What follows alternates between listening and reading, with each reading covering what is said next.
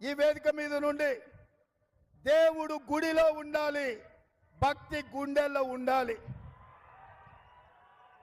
ఇవాళ నా హిందువులకు, నా ముస్లిం సోదరులకు నేను విజ్ఞప్తి చేయదలుచుకున్నా.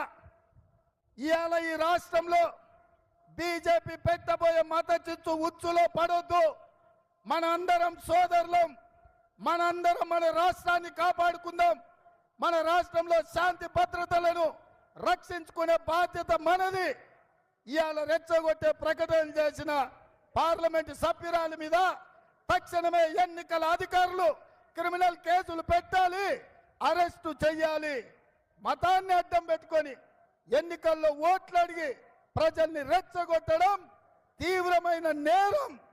ఇవాళ ఈ హైదరాబాద్, ఈ తెలంగాణ గడ్డ మీదనే అమిత్ షా గారు ఉన్నారు. రేపు నరేంద్ర మోడీ గారు రాబోతున్నారు.